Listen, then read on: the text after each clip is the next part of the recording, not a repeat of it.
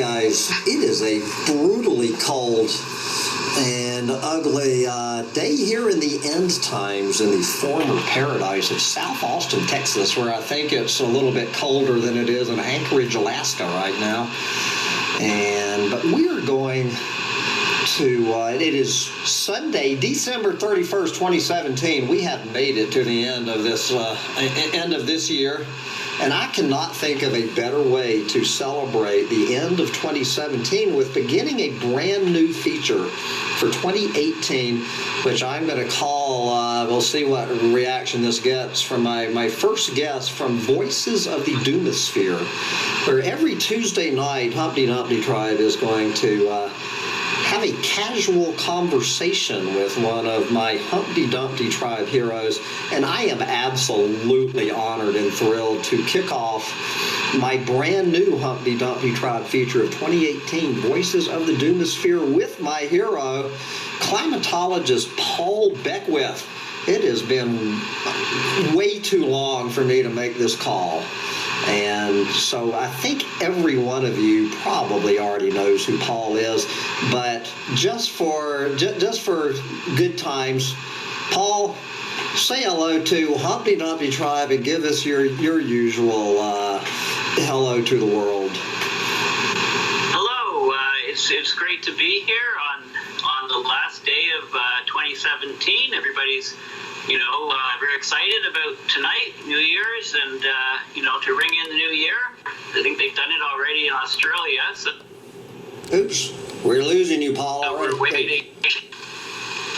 We're talking to Canada, so there might be some interruptions in our Skype call. You didn't give us your hello, I'm Paul Beckwith from University. Yeah, That's the one hello, we want to Paul hear, Beckwith. brother. Okay, hello.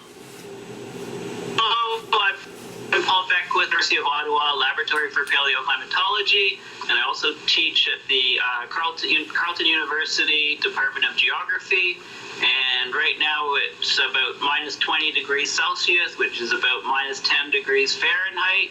And after we finish this interview, I've got a garden hose and a hot water source, so I'm going to go and adjust the nozzle on the hose and make all kinds of snow and weird patterns and stuff. You've probably seen them on the web. You fire hot water out into the cold air and it makes ice crystals instantly. So that'll be an interesting experiment. That way I can know what I'm talking about in terms of thickening the sea ice in the Arctic to refreeze the ice, right? You're going to start right now. Anyway, I just want to let people know how I first heard of you, Paul. And I was living in St. Croix in the jungle, and one of my alert tribes members sends me this video of this guy saying, Hambone, you got to check this guy out. He is badass. He is promoting nuclear war between India and Pakistan as a way of saving the planet from the ravages of climate change. And I'm thinking that is one badass dude to be. Are you still promoting nuclear war between India and Pakistan to save the planet? No, I don't think promoting is the word I've ever used or would choose. I did have a video or two talking about what would happen if certain countries started firing off some of their nuclear arsenal, and how that would create what is known as a nuclear winter, which would cause a cooling across the planet. So I wasn't advocating or suggesting these things be done. I was just saying, in the event that this happened, this is what we have to look forward to, nuclear winter, which a lot of people have forgotten about. It's sort of the human version of a massive volcano going off, putting sulfur dioxide into the stratosphere, the upper atmosphere, to cool the planet. Like Pinatubo cooled the lowered global temperatures about half a degree for up to 3 years. The year without a summer, 1815 to 1816, I guess that was Tambora, volcano on the Indonesian islands, and it caused the temperature to drop about a degree Celsius for 3 to 5 years. In fact, the snow that fell in North America in the winter stayed all summer. It didn't leave, thus the year without a summer. So nuclear war. So I talk about these. Yeah, my interview with your video and my interview with your buddy Guy McPherson and yours and my buddy both. Guy, he told me that you want to save the planet by blowing up the planet. This was a quote Guy made to me a few weeks ago. Would you like to respond? Yes. Well, I think that Guy should watch my video. I highly recommend people to watch the video I did on this, because in no way did I advocate that this be done. I explained the physics of what would happen if these things, if nukes were unleashed, and what the effect would be on climate. And another video that was misconstrued, which is along the same lines, is when I talk about the anthropogenic Arctic volcano, that's like a metaphor for, if we put sulfur dioxide in the stratosphere over the Arctic, it would cause a cooling of the Arctic in the summer. And it's a metaphor. The anthropogenic Arctic volcano is not actually triggering a volcano in the Arctic or anything. It's actually just, it's a metaphor for seeding the stratosphere to cool the planet, which is what volcanoes do if they're large enough and they're pointed upwards. Some volcanoes are pointed sideways. Like Mount St. Helens had no effect on climate because the side of the mountain blew off. And all the gases and ash and sulfur dioxide and everything went sideways. It didn't go up. It's got to go up to the stratosphere. Now, so it depends on where you are on the planet. If you're near the equator, that's 17 kilometers. That's as high as the troposphere, the lower atmosphere goes, where all the weather occurs. If you're at the North Pole or South Pole, the air is a lot colder. It's only 7 kilometers. So that altitude to the stratosphere varies depending on where you are. Well, I do want to get to. I definitely, with having you on the line, I want to get back to this subject, but I kind of have I hope we're not losing you. Oops. Are you there, Paul? Oh no, we're having technical difficulties on Skype. I think the satellites have been frozen. So let me try to get Paul back. I want to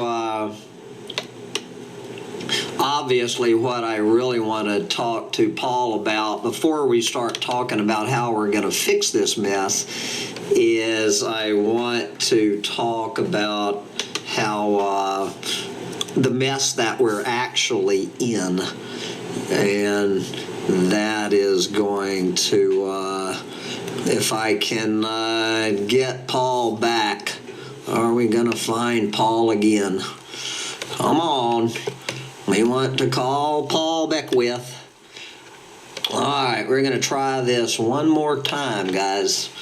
Yeah, I don't know how many times this is going to happen, and I apologize for this. Let's see if we can get the satellites. I hope. Nobody's on the internet.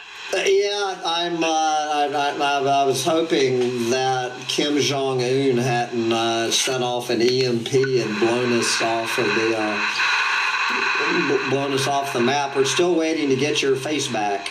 Okay, I should be back now. Okay.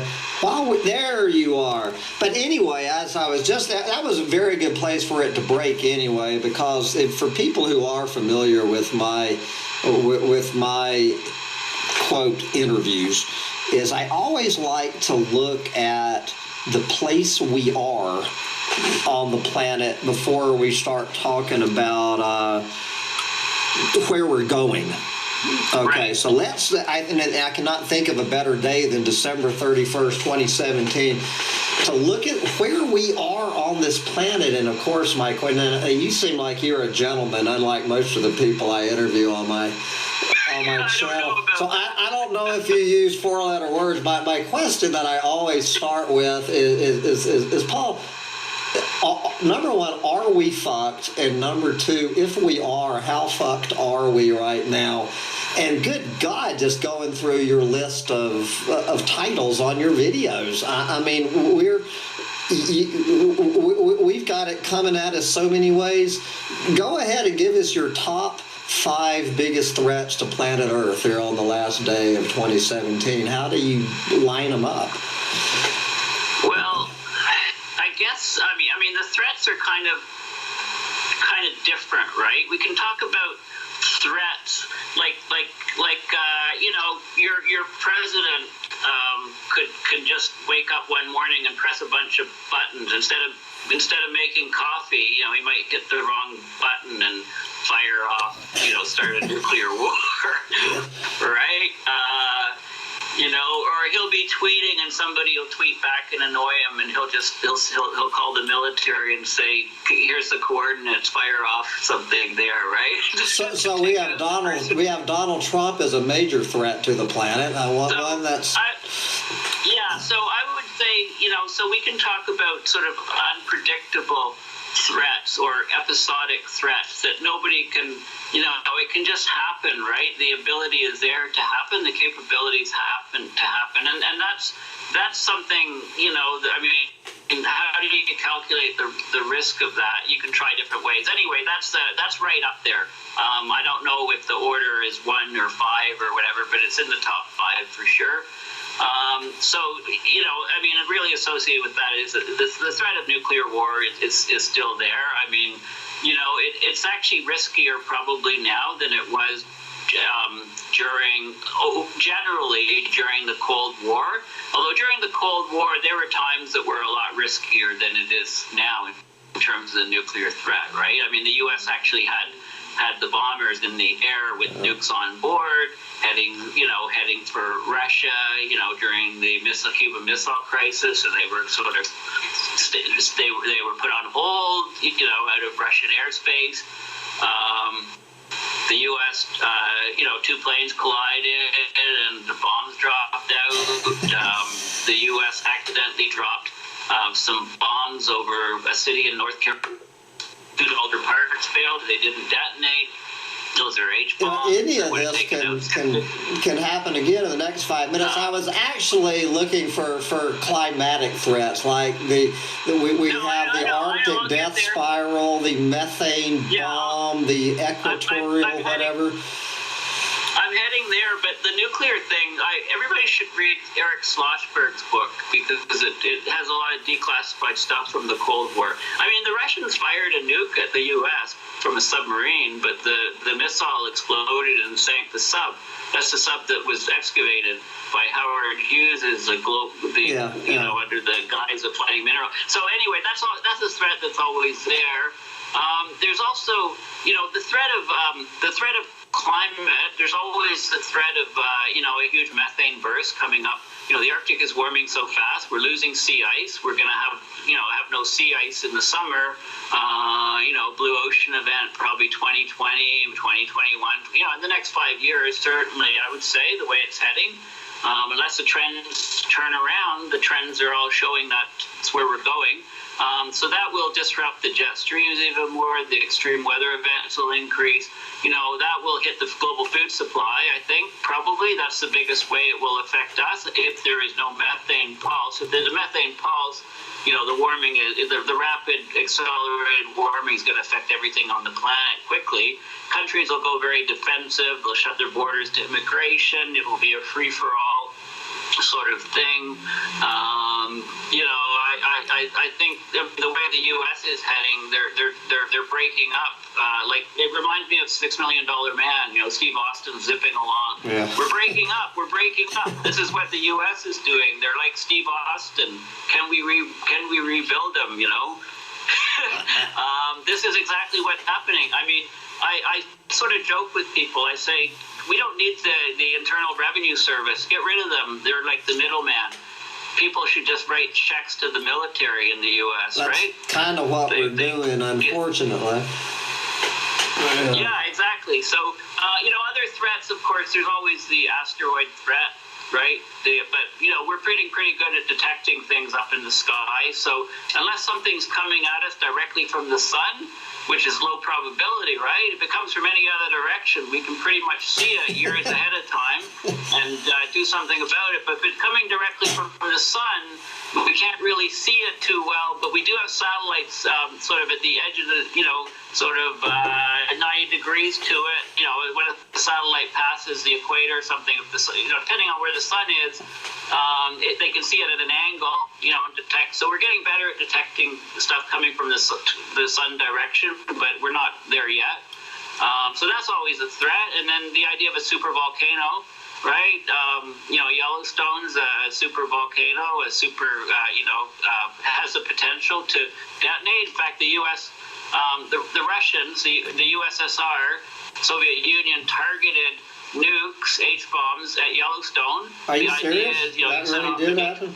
Yeah, I mean, more bang for the buck, right? I have never, if you hit, more bang for the buck, yeah, really, blowing up the Yellowstone super volcano. Yeah, like an H-bomb or two in Yellowstone, it would probably shear off enough of the surface material, lower the pressure, the shock wave, it would probably trigger the super volcano, right? So, you could do that for any volcano for that matter. Any volcano that sort of looks like it's about to go, if you nuke the side of them, if you cause a landslide and nuke the side of the volcano, it would trigger an eruption for sure, right? No, but you're not promoting this. I want to make sure. Are you advocating this? No, I'm not advocating this. No, see. Okay, we want to make sure. I talk about possibilities, right? I talk about. I don't advocate a lot. What I do advocate is my three-legged bar stool, right? / fossil fuel emissions. Well, we'll get to your bar stool and SRM. Yes, we'll get to that in just a minute. But I want to steer this into again. It's so overwhelming. I'm just going to go. Let's just go over here to your. Have you ever? What's overwhelming? Listen to. All right, this is your homepage on YouTube right now. This minute. Let's see. Wild weather and risk. Arctic and Antarctic sea ice mayhem. Arctic sea ice physical challenges, unprecedented collapse of the Arctic Beaufort Gyre, talking up a storm. Here's the equatorial atmospheric super rotation, Earth tipping elements, new kid on the block. No new normal as climate mayhem spikes up. Climate tipping points from cascading feedbacks. I'm 2 lines into your homepage. I think you see what I'm saying. That's a load of doom, and I'm not even sure you. I don't know how to get you full screen again. There you are. Do you even consider yourself a doomer? No, not at all. Not at all. No, I don't, because I think. Well, okay. Let me rephrase that. If we continue, if humans on this planet continue just business as usual, burning as much fossil fuels as possible and stuff, then I'm pretty close to being a doomer, I guess. But I have to think that there's a little iota of collective, intelligence among humanity. And when our back is to the absolute wall, we have absolutely no other choice. We can turn on a dime and react. And I think that's going to happen soon with climate change. And my guess for the timing would be when we have the blue ocean events. It'll happen the first year. If we don't do anything after we have it the first year, maybe there's no sea ice for a month or a couple of weeks, and then within a couple of years it's gone 2 or 3 months of the year. Within a decade it's gone year round. I would think we wouldn't wait for the year round, because extreme weather events are going to skyrocket and things are just going to get so out of hand and the food supply is threatened that that's when our back is to the wall. So you don't think our back is through? You are not considering the situation here on the final day of 2017, you would not describe our backs as against the wall quite yet? I don't think the pain is there enough. I mean, you go to the public's still ignoring it to a large extent. I mean, more and more people are being picked off. You know, the weak are starting to be culled, right? The weak of the stragglers in the herd are being culled. You know, look at look at even parts of even Puerto Rico we could talk about, right? Can you see me still, or did you lose me? I don't know how to get your. I never figured out how to get the full screen back. I'm not much of a technician, okay. but I like this picture of you sitting on the bench on the top of your. So I've got you sitting on your bench in the flood, and a smaller picture of your. I have no idea how to make this full screen again. Okay, the pain's just not there for the majority of people, right? I mean, people aren't dropping like flies yet from climate change. Well, they are, but it's in China, for example, the air pollution and stuff. Lots of people, but not a small fraction of the population. I don't know. I mean, there needs to be a lot more pain. Obviously, I mean, I would have thought people would have been more intelligent collectively, but. I mean, it looks like there's a lot more in the media about it. There's a lot about renewables and different techniques and stuff. There's still people up in arms. People are coming around to the idea that we need to slash fossil fuel emissions, right? So, but it's still talk, and not doing. Although there is some, so the pain has to get more severe. People are talking about, most of the public is not against things like carbon dioxide removal, if we can figure out ways to remove it, because that's bringing us back to where we were, call it climate restoration. We've gone to an unstable climate. How do we bring some stability and restore it, right? So that's one of the ways, but it's not enough. Right, it's not enough because losing the Arctic sea ice, we're in a different world, a much different world. We're rocketing up to a much warmer world. So we haven't even scratched the surface of ideas. I mean, the British government, some scientists in the UK tried to do an experiment called SPICE a number of years ago. They wanted to raise up a balloon, have a pump and a nozzle, and make some clouds with just spraying water. And it was shut down. Oh, it's geoengineering. It's scary. So the video I did a video on this top secret project near Ottawa, geoengineering experiment, and the one where you yesterday, make some cloud and exactly. So this is there's not like this isn't scary stuff. We do it all the time. Now, do you honestly believe, Paul? I mean, I watched that video. Do you honestly believe, in your heart, brother, that video you showed yesterday is going to turn whatever the one down in the equator, whatever that thing is, and the methane burst and the collapsing ice shelves? Is that enough to turn this freight train around? Do you honestly believe that? No, of course not. It's not enough. But you still have to scale it up. The question is, I mean, can any of this stuff be scaled up to from the carbon capture to let's talk about the innocent ones first, that more people are going to shrug their shoulders, like that one you did, the ones that don't involve dropping and blowing chemicals into the stratosphere. Let's talk about those options. Do we have right now the technology to do this and the scale, and B, is there the political will to even if we have the technology to spend the money and the energy necessary looking as we start into 2018? Yeah, well, I guess when the pain is enough for the public, right? So I'm saying, we need to declare a global climate change emergency. When food supplies, we should do it now, but our backs there's not enough people with their back to the walls. So it'll be delayed and pushed off and pushed off and pushed off. The dawn's always darkest, the night's always darkest just before the dawn, right? So we're not there, it's not the darkest yet. It is if you follow what's going on with all of the, the social media and the news groups and all the different stuff. But, most people have no idea. They don't follow this stuff. It's only a small fraction of us. When there's enough people that, get really worried about it, then we declare a global climate change emergency. So then what can we do? Well, it depends on how long we've left it, right? If we cross a tipping point and the temperature starts skyrocketing, then we need to cool the planet like ASAP, right? Immediately, on short notice. So, I could do it in a month or two. Oh, really? Right? I could do it in a month if I had unlimited, if I had resources, I would just outfit some strato tankers, the big, huge tankers that refuel fighter aircraft.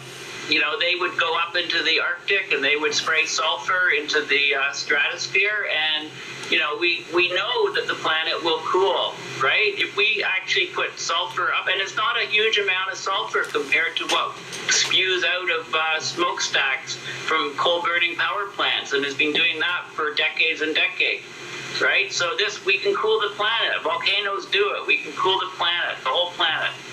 Right, whether we spray at the equator or but people, we won't talk about the politics of, people that think we're doing this already, which no scientists think. In fact, go to the Google AGU, find the proceedings of the AGU, 24,000 scientists, not a single one of them was talking about chemtrails, right? They don't. So you're not, I just want to make sure for the record, Anyway, in an emergency, we could cool the planet quickly. That's not the best way. I mean, we want to use more innocuous ways and not have to do it so quickly. Like if we started, ahead of, gave ourselves, started doing it now, basically, we could do marine cloud brightening. So marine cloud brightening, that does not involve tankers. We have tankers of slowdown, but hopefully it picks back up again. It's probably just usage, the internet's slow because it's the day before Christmas, or day before New Year's, nobody's working, everybody's on the internet, so that's all. Oh, it doesn't matter. It's what you're saying, brother. That we're listening. Now, obviously, you're probably not familiar with who the hell I am from anybody else walking down the street. Can you hear me? Yeah, we've lost your picture, but it's all right. We got your Skype little guy next to you sitting in the bench. So it sounds like you honestly believe that let's cut to the chase. The solar radiation management, what some people would call chemtrails, perhaps mistakenly, but isn't that what they are? And do you honestly believe the risks of doing that are worth it? We have some network slowdown. I don't know if you can hear me. Oh yeah, you're coming through fine. You're coming through fine. Otherwise, but marine cloud brightening is pretty innocuous. Like it's no different from making snow on a ski hill, really. So that you can ski. That's changing the albedo, right? That's like a form of geoengineering, if you like. That's kind of what you were doing in your video last night. Take some pumps and you spray seawater. You have these pumps forcing.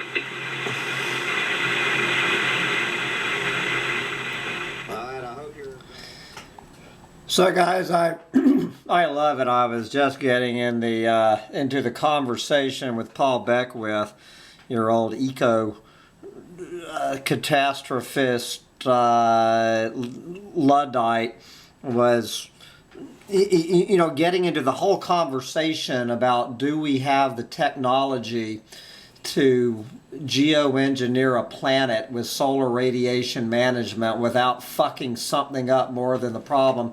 But of course the Skype went dead because we don't have the technology to have a decent Skype connection. So I thought that was a perfect place to wrap up part 1 right at 30 minutes. So we are going to come back in part 2 of this video where Paul Beckwith is going to convince Hambone Littletail that geoengineering is the answer to saving the planet. So come back for the second half. I'll put the link here at this one, and come back and catch the second half of Paul Beckwith telling us how to save the planet. Coming right back at you in 1 minute when I go find Paul. Bye, guys. Guys, I'm back again with part 2 with my long overdue video with my Humpty Dumpty tribe hero Paul Beckwith. We're having some minor collapses of global industrial civilization here on New Year's Eve 2017, which I think is a perfect springboard. This is a perfect example, Paul, of my problem, and I think a lot of my listeners with geoengineering, particularly the solar radiation management angles. We can't have a 45-minute conversation on Skype without something going wrong on the eve of 2018, and it's just that's the fear out there, and I want you to calm the fears of anyone thinking that particularly the sulfur into the stratosphere is truly a way to address this problem. What do you say with people who are continue to be nervous about this? Okay, well, first of all, the reason why we're having these technical problems, it's completely expected, because networks are designed for, average usage, mean usage, and then you have a peak usage. They're designed for some amount of peak usage, and if you built them to cover all cases, they'd be way more expensive. So there are outages from time to time, different places, and it's a day before it's New Year's Eve. So nobody's working, not many people are working, everybody's on the web, and the bandwidth is just exceeded. I was on a main highway recently, the 401, and it was closed down. There was a truck on fire, so it backed up. And the cell phone stopped working because everybody in their car was sitting, calling somebody, and the local cell phone tower was swamped and broke. So you just have to if you understand the technology and why things happen the way they do, it alleviates a lot of the stress. So with the geoengineering and sulfur in the stratosphere, people aren't really, they're not, the best way to alleviate fear about it is to just learn a bit more about it, right? To learn about, how does sulfur, how does it work? Like, what does it do? It reflects a little bit of sunlight. What natural phenomena have done that? Well, volcanoes going off cause that to happen. What about the sulfur from smokestacks?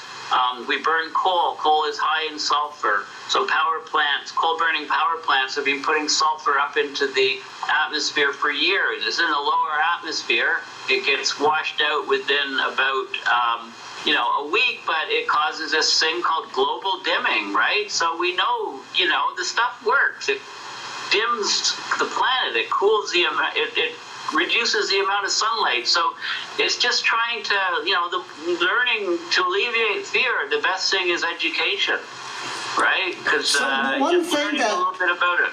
Yeah, since I'm just some turnip seed who fell off I'm just some turnip who fell off a truck in Texas. I'm not an educated climatologist, but one thing that I think about with these, we're going to, just for ease of conversation, call these things chemtrails. Is there any danger of us overdoing it and making the planet a little bit cooler than we expect, than we were hoping for when we were mixing up our batch of chemicals? Any danger? You see what I'm saying, of going too far with it?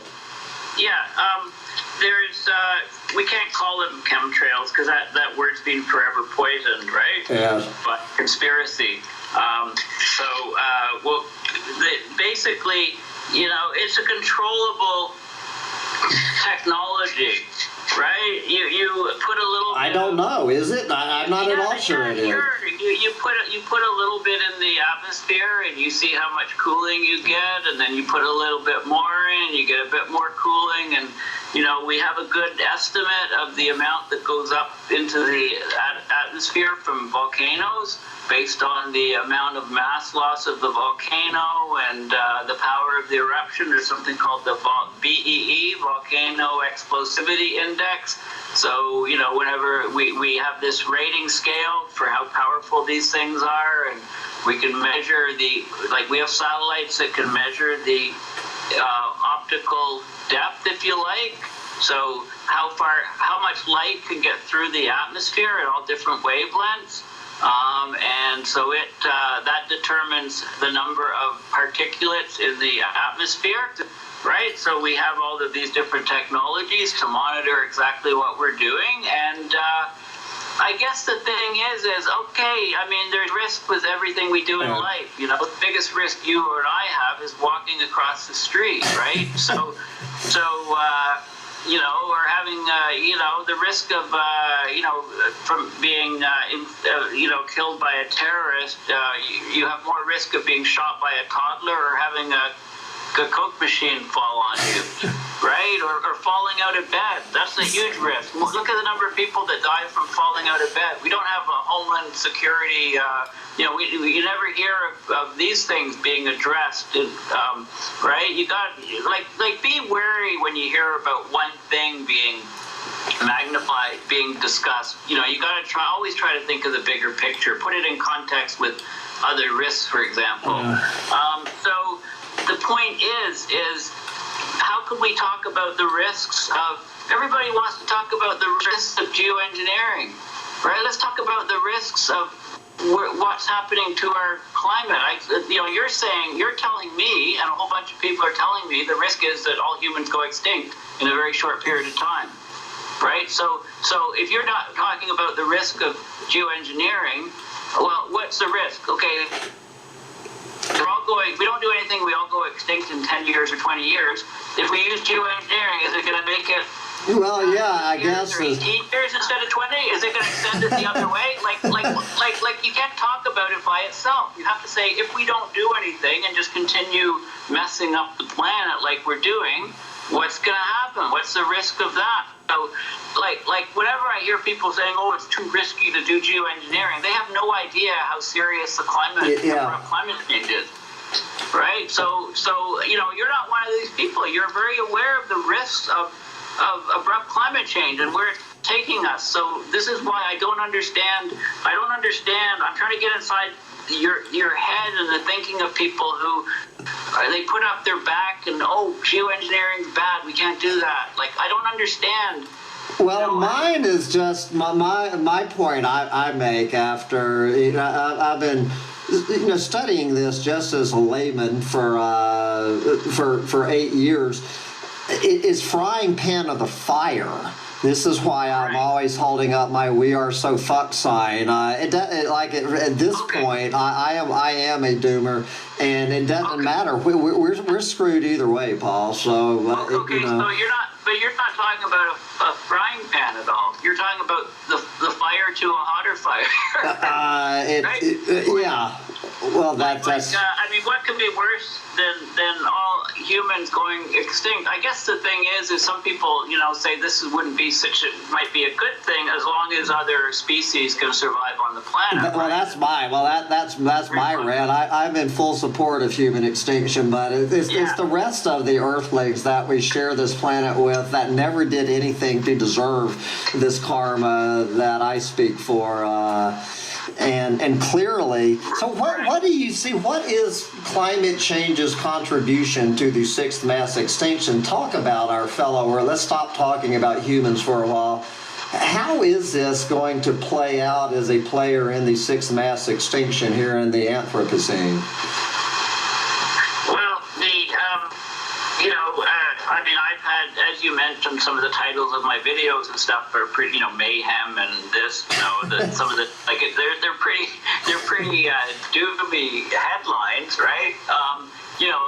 We've lost 3/4 of the flying insects in nature preserves in Germany, for example. In the last 20, 30 years, they've vanished, right? So, and they're part of the base of the food chain. So how it plays out is, climate has always changed, right? Which is what the deniers, and, there's no other word to describe deniers, but deniers, they don't like that term, right? But the evidence is there, and they just don't believe it.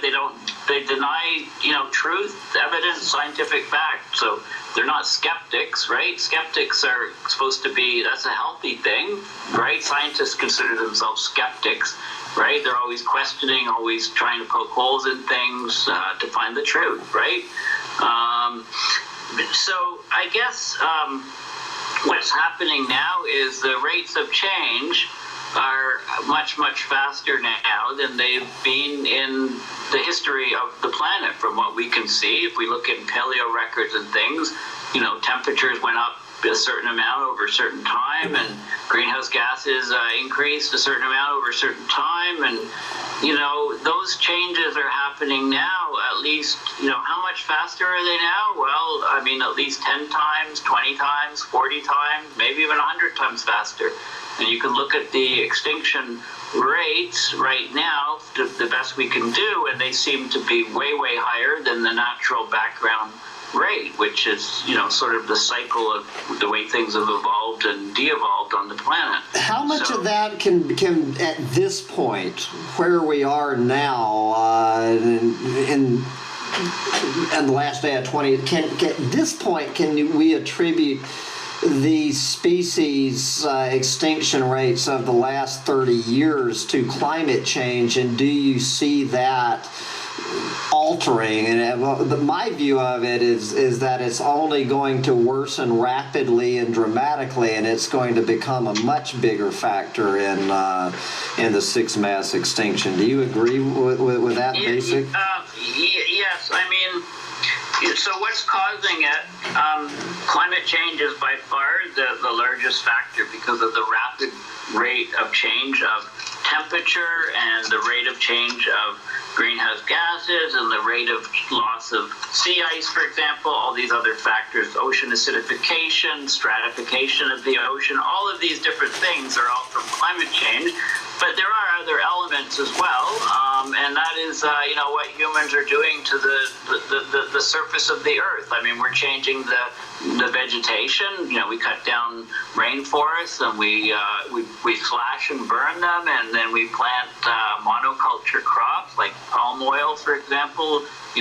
Where the rainforests were, we fragment the land so that the animals can't move to other regions. They can't migrate because they run into roads or cities or urban jungle or urban concrete, and they're just not able to migrate.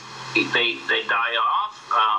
We have, we've invested fortunes and, great technologies, science and technologies to make the best types of pesticides and herbicides to kill off things that we don't like. And, think about the bacterial soap, for example, that people use all the time. Well, it doesn't just kill bacteria on your hand. It can get washed into the water. It can get washed into the soil. What about killing all of the bacteria and microbes in the soil that are healthy for the ecosystem to thrive? Things like that. What about the little micro pellets of plastic that are being ingested and working their way up the food chain, and concentration of things like mercury and lead and stuff like that. So it's all of the standard, pollution, all of the things that we do with consumerism, humans, we try, like we haven't factored in the environment as part of the equation. We ignore it. We think it's infinite and plentiful and will always be there to support us. And we're getting a very, very rude awakening on this. Look at the population pressures. The amount we consume is equivalent to the population, right, times the the per capita, per person consumption times, the technology's in there. The technology, yeah, exactly. Wow. The technology is improving. I mean, we've got big, huge machines that scour the surface of the earth in the tar sands. In the bottom of the ocean, more and more, the deep sea mining. The trawlers, yeah, and the trawlers let out lines that are 20, 30, 50 miles long, and they scour the ocean bottom, right? Destroy all the benthic life down there just to catch a certain species of fish, bycatch. I mean, we're doing, we're a suicidal species right now.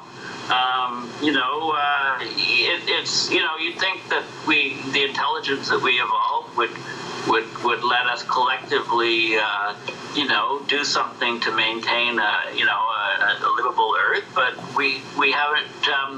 We failed miserably in doing this collectively. Everybody's individually competing to, get ahead, and, we have jobs that keep us busy and distracted, and there's propaganda, and there's idiots in charge, it's usually, the cream is not going to the top. The cream is sinking and being suppressed, and all the ponds, all the scum is getting, sifting up to the top, and the problem is that it's going to get a lot worse with artificial intelligence, right? Because the more and more automation there is, the fewer and fewer people there are in charge of this automation. And these are the people that, live like, I say live like kings. They live like super kings or pharaohs. I mean, there's no historical analog to the power that people have. There's no other time in history when so much is being controlled by so few. Churchill talked about our finest hour, never in the history has so much been owed to so few. Right? I can imagine what he'd say now. What would Winston be sounding like now? Yeah, I mean, so much is owed to so few. I mean, look at that. That's what happens right now, although it's in a bad way, not in a good way, right? And it's dollars that are owed, not survival of a country in wartime. So well, I don't hear a lot of optimism coming. So let me, as I tend to do toward. There's optimism, right? You're sounding like a doomer, Paul. You're sounding like one of us. No, I'm just saying, we're in a bad way, and we need to say it's an emergency, right? And we need to do things totally differently in order to survive. So if you're a doomer, you don't think it's ever going to happen. But the pain is going to get there. The pain's going to increase. Where do you think the pain level is? You're saying there's no level of pain that can make people want to change their ways. Like, what about, if we lose 1 billion people on the planet, for example? We get a massive food shortage, food prices spike, there's global starvation, countries turn within. What do we do? Do you think we'd start deploying technologies to try to cool the planet and restore a stable climate and, do things differently? Like it becomes, humans are a bit unpredictable, right? They're a huge feedback in this system. And, there's so many of us and our technologies are so high and our population's still spiking up that, we're in for a rough go, very rough go. But I guess I'm just saying that I think, maybe a wall will be reached where people start doing something. Maybe not. Maybe it'll require a loss of a big chunk of the population. But to go to say that it's, there's everybody on the planet is going to keel over, you need to invoke some mechanism like an asteroid coming or maybe a pulse, maybe an electromagnetic pulse from the sun, right? Well, I think we're going to get one from North Korea, is what it sounds like before the sun. See, the thing is we just have to figure out how to. It's too bad if we have an huge electromagnetic burst from the sun, right, that propagates to Earth. it's like the luck of the draw. Like if North America is on the backside, the Earth is the rotation of the Earth is such that North America is shielded by the planet, and then the other side of the world gets zapped, and all the electronics fail and everything. That would pretty much take out. That would do major damage to human societies, right? If North America happened to be facing the sun when the pulse came, then the other side of the world would gain dominance, right? We'd be finished. We'd lose everything, right? So that like things like that can. So what's the probability? I mean, what's interesting is to look at all the risks of all of these different things together. And there's books written on that and so on. In terms of, we've talked a lot about solar radiation management, a bit, what we could do. We haven't talked about carbon dioxide removal too much, but we can suck vast amounts of CO2 out of the atmosphere quickly if we put our minds to it. By using the power of algae blooms in the oceans to extract huge amounts. And, we don't think of we live on the land. We only think of things on 30% of the Earth's surface. When you hear about carbon capture and bioenergy with carbon capture and storage and all these different things, then, we're land-centric. Right, but there's a huge opportunity for the oceans to suck huge amounts of CO2 out of the atmosphere and to use that carbon to carry up the food chain, to restore a lot of marine life and so on. And, we lost 90% of the large fish in the ocean. Think about all the carbon that would be in those fish if we restored the health of the oceans to what they were before. For it. Well, this has been. I could go on having this conversation for we're already up to an hour, but since it is New Year's Eve, and I just finished my own predictions for 2018, and I know a lot of people are making their predictions today. Do you have any top 4 or 5 predictions for 20? What can we expect to be hearing from you over the next 12? What do you think you're going to be talking about in 2018? What are the big issues that you're going to be looking at in your own videos? Well, the Arctic is always there, right? I think we're going to see. I think we're going to continue to see. Yeah, I think. We're seeing an ongoing acceleration of extreme weather events and an ongoing. These floods and droughts and all of these things happening. They seem to be happening at a greatly accelerating pace, and that there seems to be a lot more instability in governments around the world. There seems to be, a lot of governments are turning very right-wing and stuff and becoming very protectionist and stuff, and these are all things that are, you can relate all these things to root cause being abrupt climate change. Look at the, a lot of governments are, claiming huge financial difficulties, and, look at all the billion-dollar disasters, which aren't really factored into, present economists' thinking and things. So we're going to see, increased acceleration. So that's across the whole board of climate change, ocean acidification, across the whole board. Methane levels will continue to be rising. Hopefully we don't have any burst or pulse or, the sea ice is there until suddenly it's going to be gone, and people are going to say, "Whoa, I'm amazed! I could never have believed this is going to happen." Well, what planet have you guys been living on? If you're amazed that this is happening, maybe we'll get a bit more realism in what scientists are saying about how the climate system is changing, because I don't see it, and I didn't really see it at the AGU conference in New Orleans. I'm planning on attending a lot more conferences this year. I'll probably go to the European Geophysical Union conference in April. I'll try to crowdfund a bit for that. on my website. The American Association of Geographers has a big conference. I wouldn't mind going to one specifically on the oceans.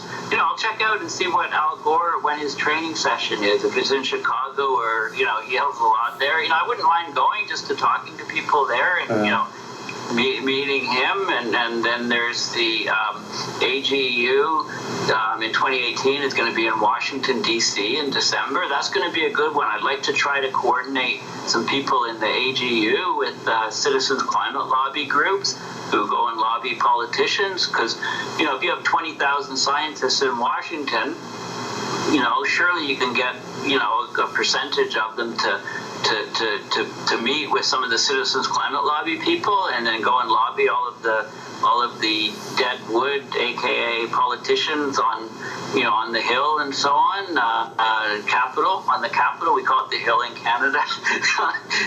Capitol, so that's what they call it here. Yeah. Yeah, I mean the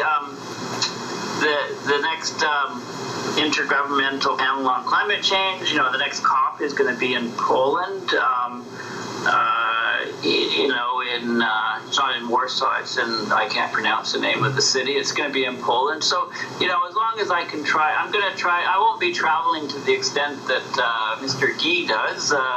Guy, but I wouldn't mind attending a few more of these conferences, trying to make an impact that way. Hopefully I can get some writing done on a book. Sort of some projects that I've been thinking of doing and haven't had a chance to do much lately. Do a bit of teaching. I would love to set up an massively open online course to reach more people. So there's lots of ideas. Also, I'm doing some work with a group called CANSEE, which is Climate and Nature Society for Engineers and Technicians. So the idea is to educate. It's doing the same stuff, like the three-legged barstool stuff. We're in a climate emergency. We need to get technologies for CDR and SRM. So who's going to be designing and developing those are the engineers. So the engineers need to be on board with the understanding how serious climate change is, which is not the case now. They don't understand that. And getting them to think about, designing things that will get us out of this this problem. And by the way, I looked up the word predicament, and the word predicament isn't something that, you can get out of predicaments. There's nothing in the definition of the word that means that it's a fixed state. So, so you take issue with people who use that definition of predicament? Well, just go to Webster's or Oxford and look up the word predicament. I don't understand how that means that it's something that you can't modify or can't change. People that we haven't done anything. Let's be honest. I mean, humanity has done nothing to address climate change. I will agree with you on that one, brother. Talk. 22 cops and squat, right? 22 cops and squat. There, that sums up. Yes, that sums up 22. Just real quick, I do since it's never come up. Real quick, your take on the Paris Climate Accord to save the planet. How do you stand on that? Is it going to save us all? Well, no, it's not. And I mean, the 2 degree and 1.5 degree, those things are when countries are serious about climate, there won't be any subsidies to fossil fuel companies, right? It's try to keep the temperature to a certain limit. That's sort of an abstract thing. The targets need to be on gigatons of CO2 in the atmosphere emitted from humans, right? Are we capping that? Are we going to limit it so much per year? If we focus on those sort of things, because we're rapidly losing we've left it for so long. We have to take, if we started cutting fossil fuels years ago, we'd be in a much better situation. Obviously, we wouldn't have had to be, for the record, I was completely against geoengineering for most of my life.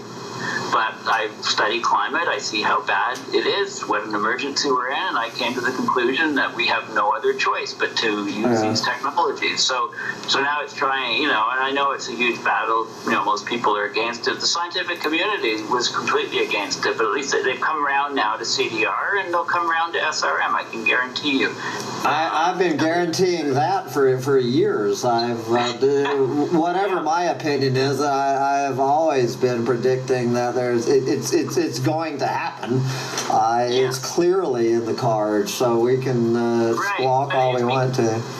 Yeah, but I mean, is it like it's not an all or nothing thing? People treat it as an all or nothing thing, and people are so there's a lot of people that are terrified of this sort of thing. And I say just go to a ski hill and watch them making snow and making clouds or something with the snowmaker, and just stick something like that.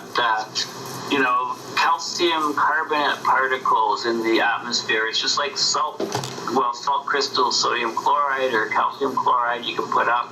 That's considered, another way to act as cloud condensation nuclei to get very small water droplets to cool the planet. So, yeah, there's loads of things. It's not an all or nothing thing. The best way is to just, read and learn a bit more about things, although it's hard because there's a lot of stuff out there. There's a lot of noise out there. So I consider, all I'm really trying to do is I'm trying to cut through the noise and to emphasize what's important, versus, like I'm trying to give a signal in the noise to sort of. Well, give us a link to your to where we can. I mean, most of my folks know it already, but go for the people who are not familiar with you. How can we hear more from you? Yeah, so my website is just Paul Beckwith, one word, PaulBeckwith.net. So if you just Google that or go there, or you can just Google my name, Google Paul Beckwith climate change, and it'll find all kinds of links, galore on stuff. So you can just have a look at that. Those are the easiest ways. And your YouTube channel, of course, your fine YouTube channel, the YouTube channel. Yeah, I mean that will come up. If you just Google Paul Beckwith climate change, you'll find all the links and stuff. So it's all there. Yeah.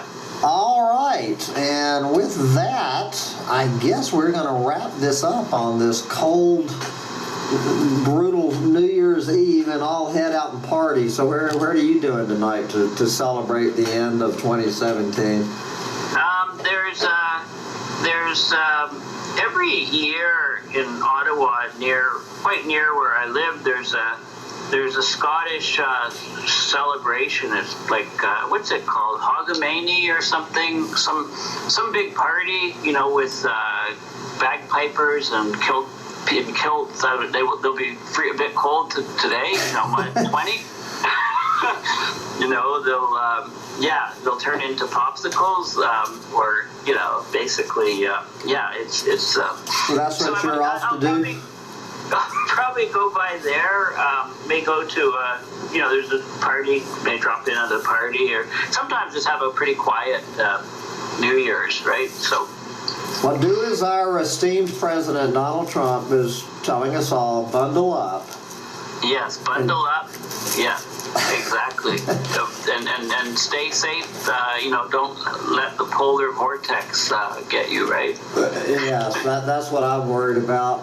Anyway, stick around for just a minute, but I'm going to wrap this up, guys, and I want to thank Paul Beckwith for sharing, good Lord, more than an hour of his time being our very first guest, although he doesn't call himself a doomer. I will say he is a voice from the Doomosphere, but an optimistic one. So this will be a fine way to kick off my new feature in 2018, and we look forward to another year of you fighting the good fight. Paul Beckwith. Well, thank you. Thank you. Yes. Bye now. Goodbye. All right, and we do want to thank Paul one more time. I had to do a little bit of work on the technical problems. I tried to iron some of them out. Hopefully, I will be working on this in the near future. One of my New Year's resolutions. And next week, I think I have the pleasure of bringing Ian Baxter. If you don't know Ian Baxter, make sure you tune in next Tuesday night, January 9th, and we will hear from Ian, and I believe James Howard Kunstler is in the lineup for Tuesday, January 16th. Thanks for stopping by. Voices of the Doomosphere. Bye, guys.